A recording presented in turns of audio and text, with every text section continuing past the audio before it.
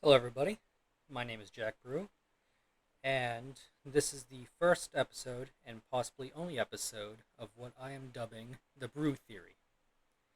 This is my own personal podcast series where I talk about, I suppose, the current events or whatever I really feel like. Uh, I've been trying to give it some thought of what to say for this first one. I think the biggest thing and that's been in part of our lives the last few years is COVID. So why not start with that? In the beginning, and even part of now, COVID has been one of those things where it, to me, was always something that was amped up more than it really should have been. Uh, Even now, I don't know, it's still in the news more than it really should be.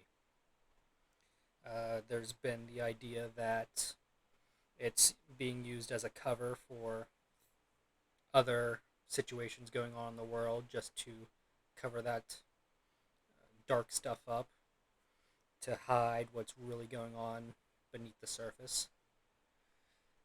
It's just so convenient that now, whenever you go feel sick, oh, you already automatically have COVID.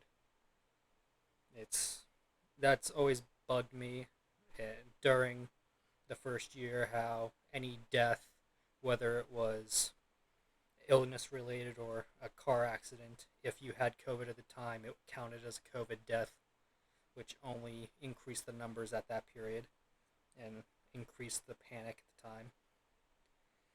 Uh, for the first few months, I was in Washington, D.C., and I mean, like everywhere else in the world, the streets were barren.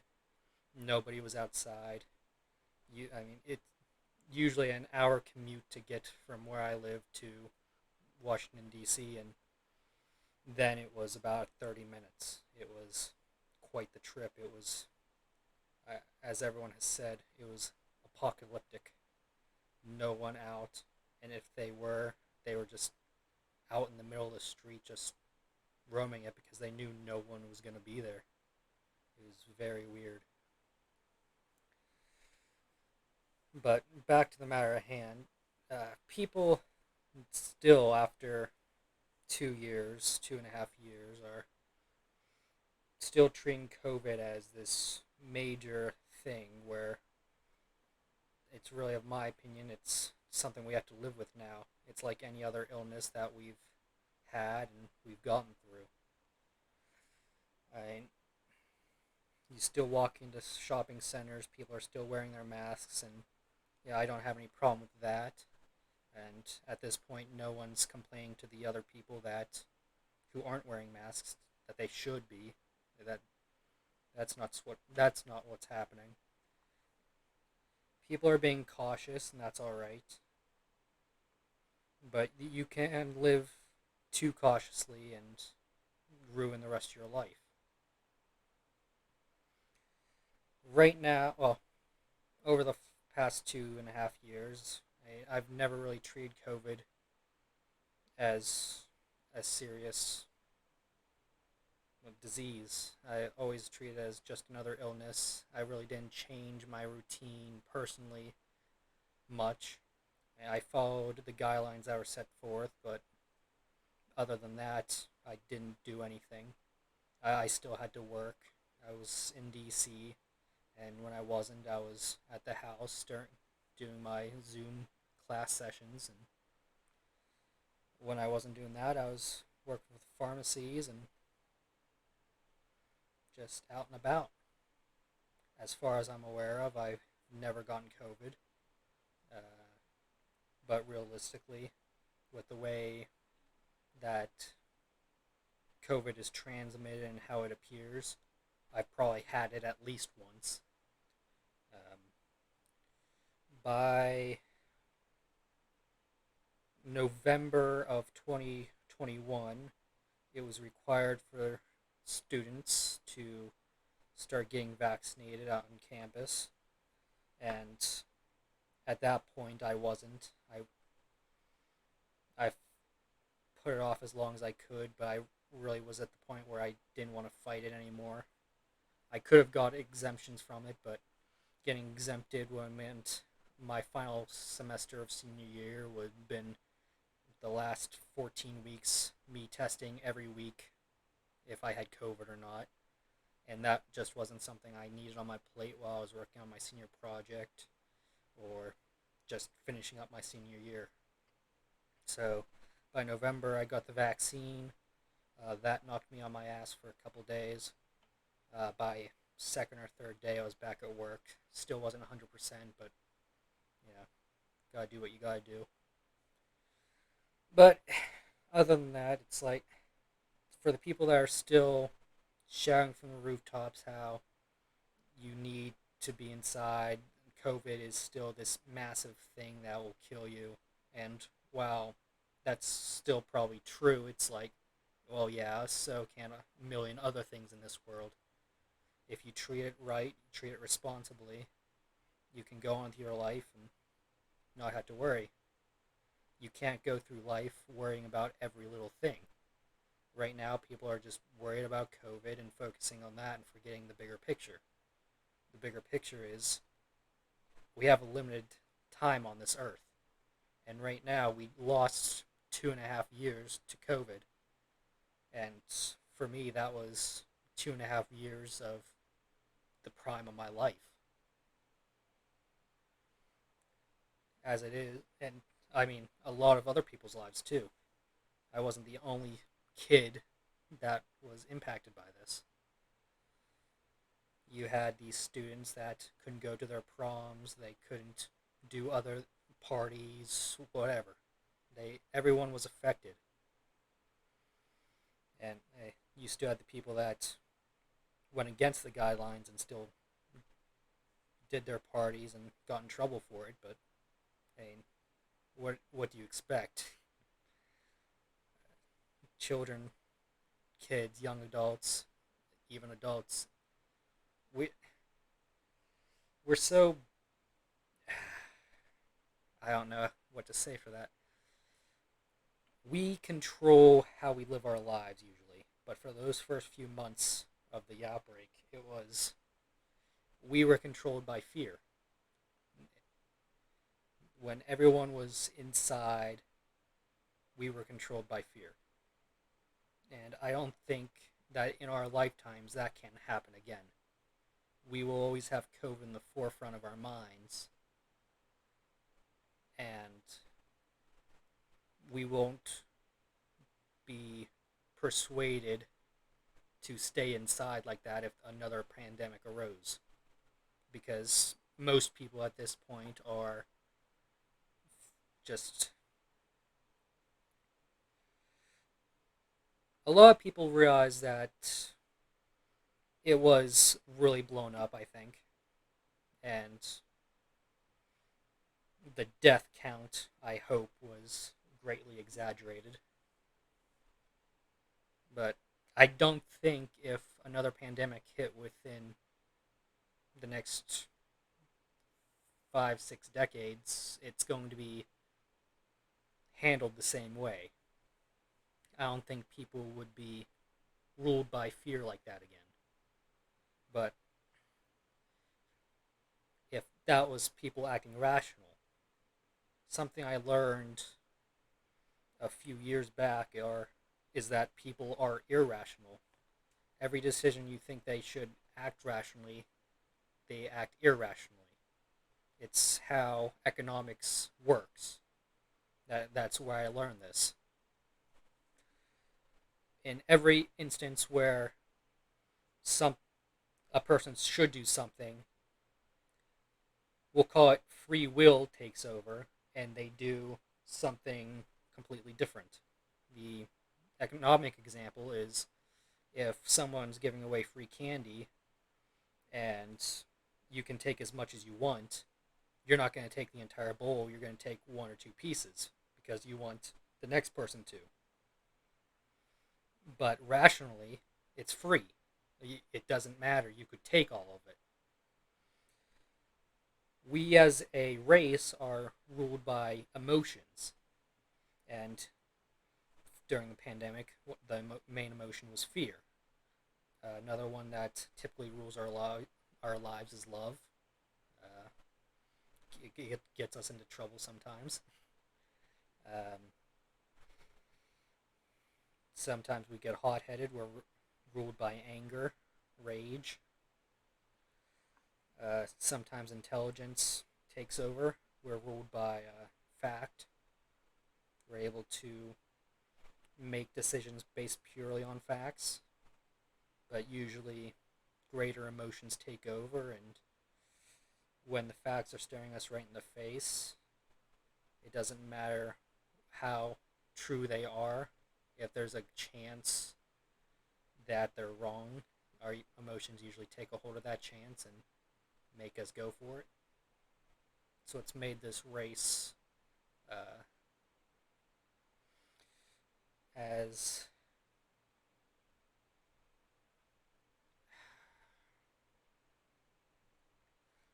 has made this race as far as it has come. We've progressed so much within the span of a few years. When every chance we get, we just jump for it. We sometimes don't think about the consequences, and lately those chances have been hitting.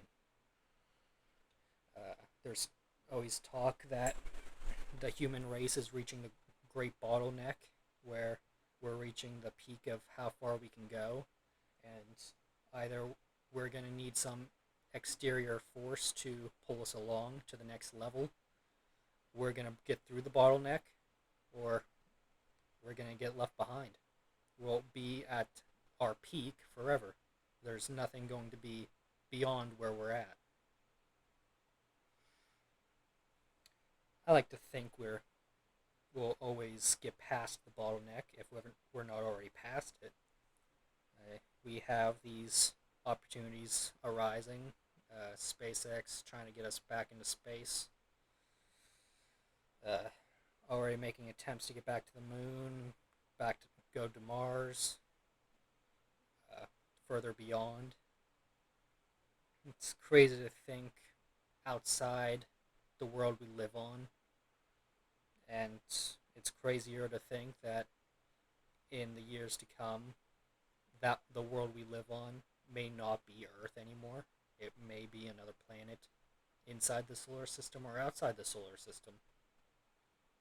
With how technology has advanced within the last few decades, it could advance so much in the next 3, 4 decades. We could have explorations outside the solar system. There's there's a theory that I once heard where the probes that we send out in the years that follow, we could already speed past them, but then the years following that, we would speed past the new probes. So, no matter how often we did this, we'd always advance further and further.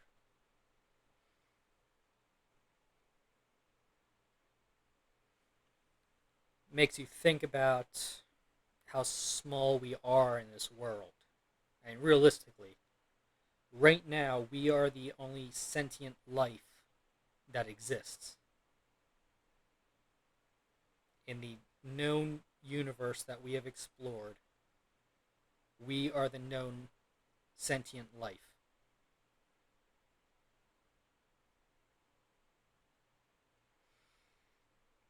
We have the theories about aliens, which I believe they exist because I honestly don't think we can be the only ones.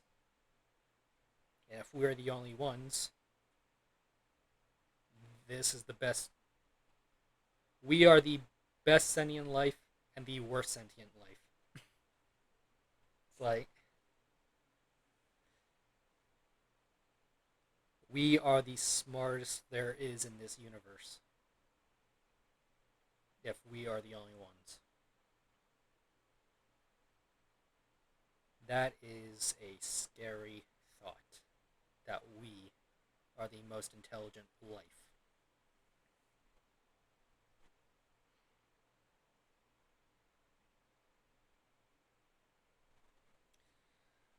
But I don't think we are. We we think we have evidence that aliens have been here, that are here. We have Area 51 where we think aliens are or have been at one point. You had the Roswell incident. I've done a little bit of research on that. Not much, but it's I find it odd how they handled that kind of situation. You had the farmer who found this debris on his property. Uh, Reports said it was the strongest material. It was a weird material, but it was flimsy, but it was strong. You couldn't tear it. And then the next day, the army was reporting it as a weather balloon.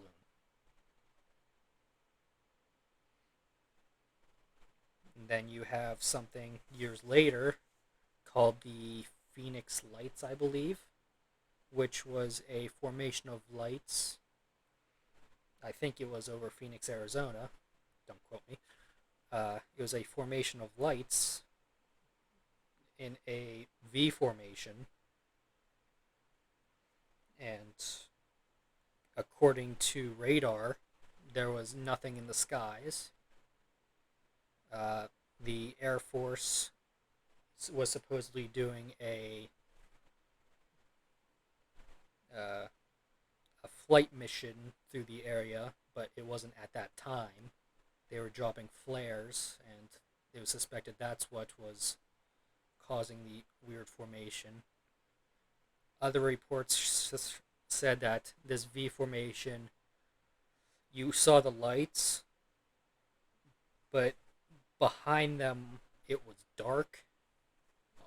You couldn't see past them. You couldn't make out a shape, but you knew something was there, which was kind of a weird statement to make. You also had some of the Pentagon footage that was released last year, year before, I forget. Uh, Footage relating to this. You see the camera on a fighter plane capturing an object moving at speeds faster than the jets themselves, just moving and then falling into the ocean and then coming back out of it. There's a lot of mysterious forces within this world that can't be explained. Most things that have happened can be explained by science. Science is a driving force in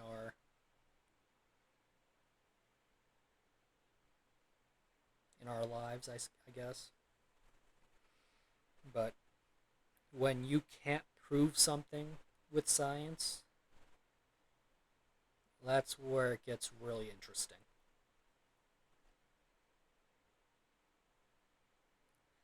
All right, so let's recap what I've talked about in the last 18, 19 minutes. COVID, existence, aliens. About on par for where I thought this would go. Um, I don't know. I think one of the main things that I like talking about, or I think about a lot, is people. People are very, well, annoying, but interesting as well. Going back to them being rational and irrational, you know, you know the moments where you want someone to do something, but you know exactly what they're going to do because of how our minds work. And some people think that is rational, but it is irrational. I don't know where that topic was getting to. It's more of just a repeat, but um, it's weird watching from the sidelines. The way I live my life is I usually,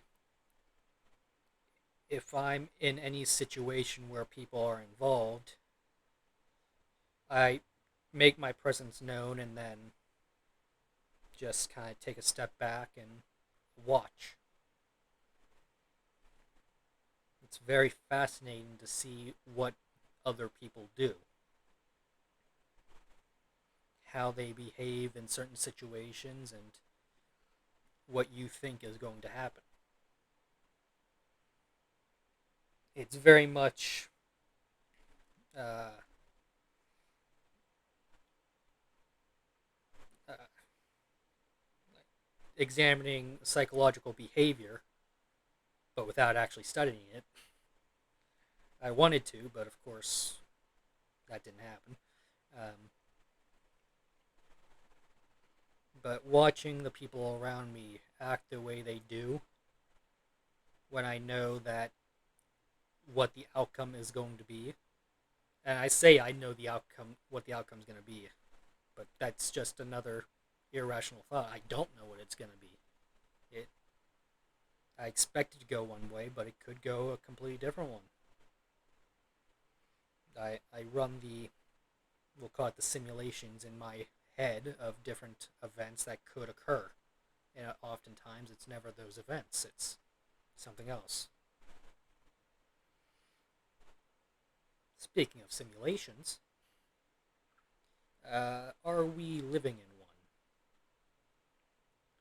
Well, I've often, well, not often,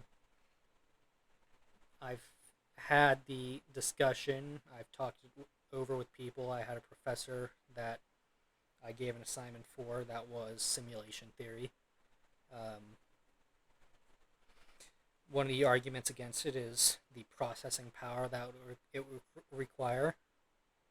Uh, Immediately, I think if we have a civilization that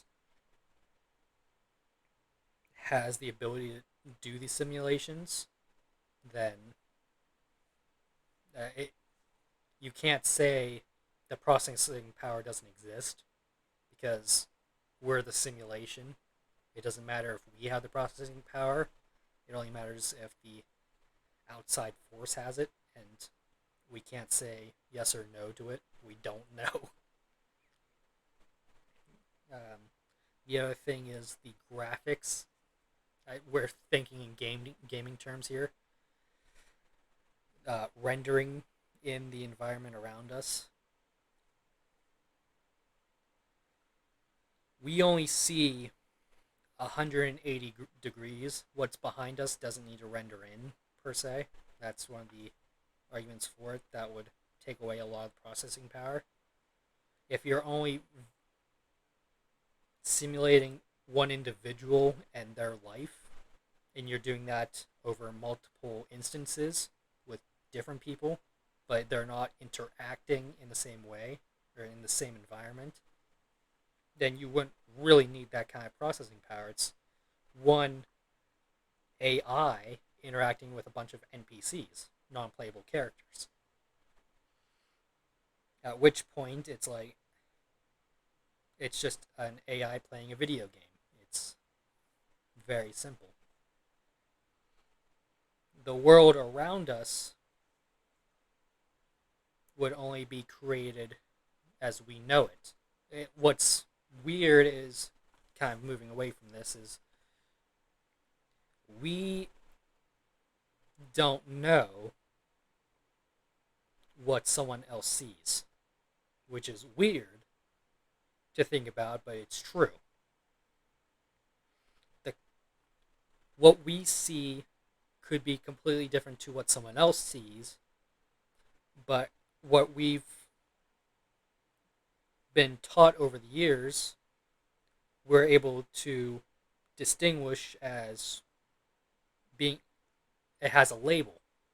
And that label is how we are able to distinguish these different things. So, for instance, I think I see these colors as, blue is blue and green is green. But we don't know if that's how the person next to us is actually seeing blue. Blue might not be blue. But we don't know that. We only know that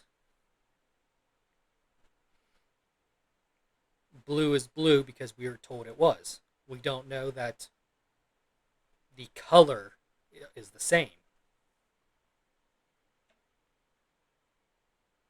For when you're colorblind,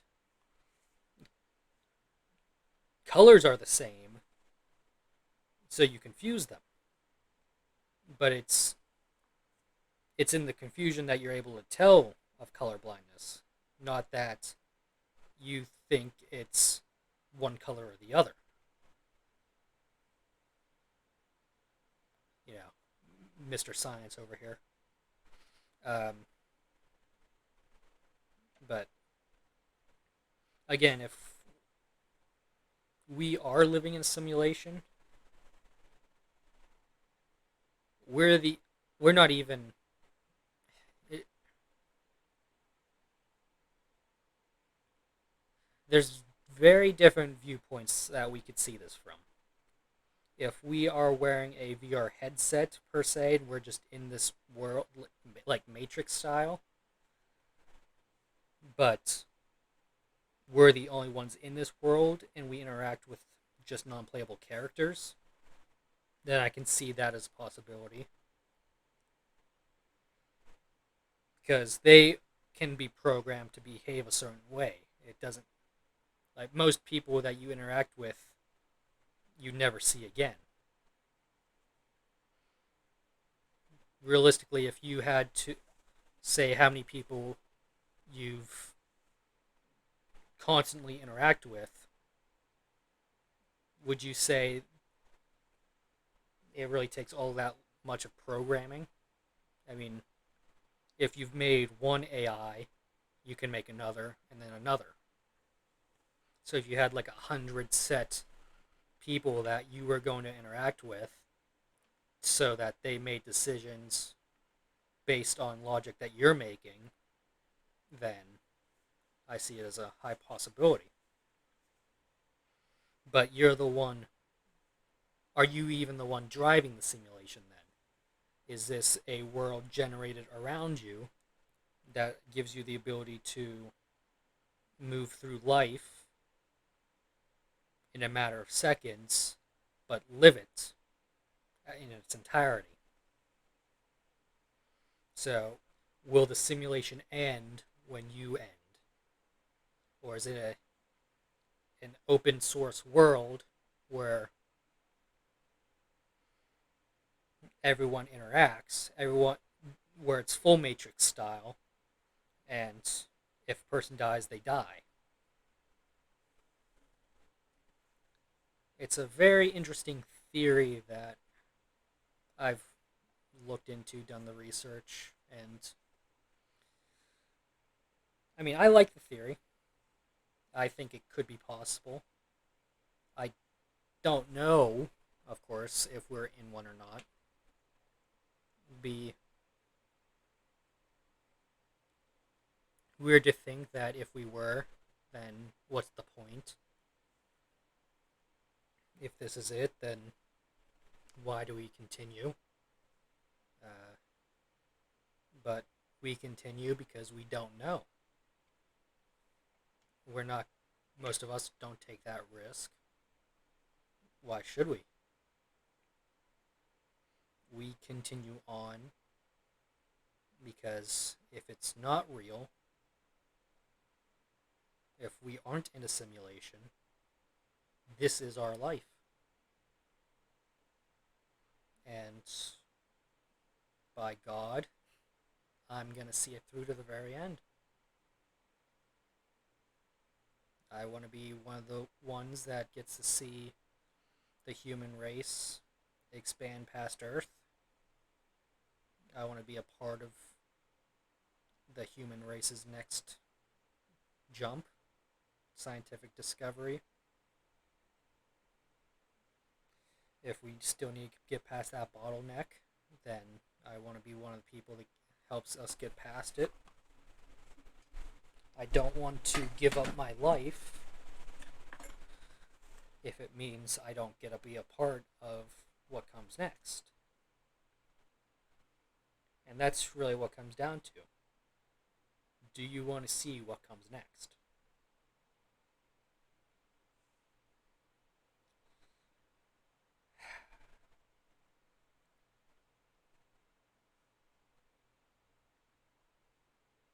Hmm. So, aliens, simulation theory, COVID, existence. Yeah, that's a couple of heavy topics. What else could I do? What else could I do? What's podcast worthy? I don't know. Life as it is now. What am I doing? I mean, as best as I can tell, I'm living life as much as I can, looking for a job, about ready to move on to the next chapter of my life. Life is divided into three large segments. First 20 years, schooling, education. Second 20, our work life. And the third 20 is the transition from work to retirement. It's weird to think how our life could be written in three chapters realistically. Three chapters in a book. The beginning, the middle, and the end.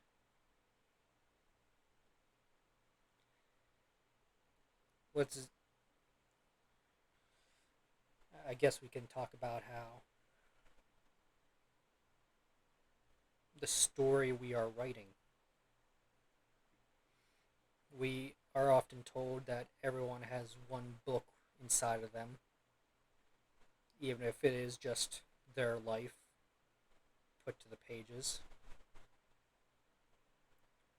If you think about it, what's your story? What have you done so far in your life that's worth reading about? And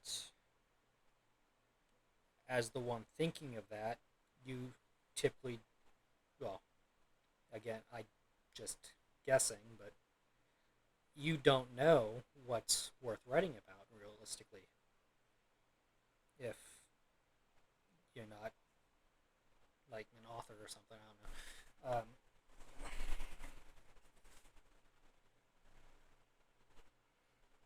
But what's your life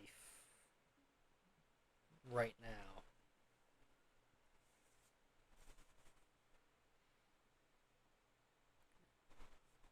What could I put to pages right now that someone would read? I think within the last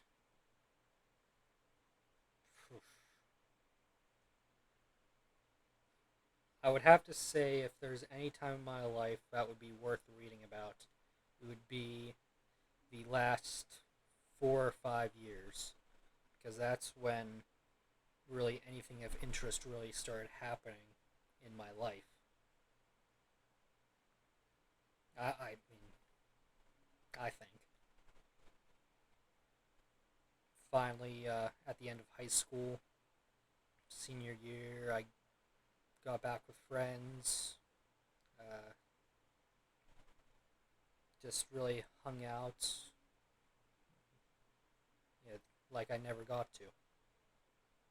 And then college came, and I mean, we're still here.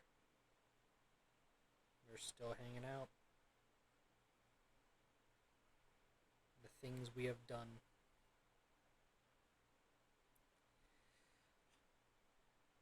Life is worth living, whether we're in a simulation or not, because we don't know what's going to happen next.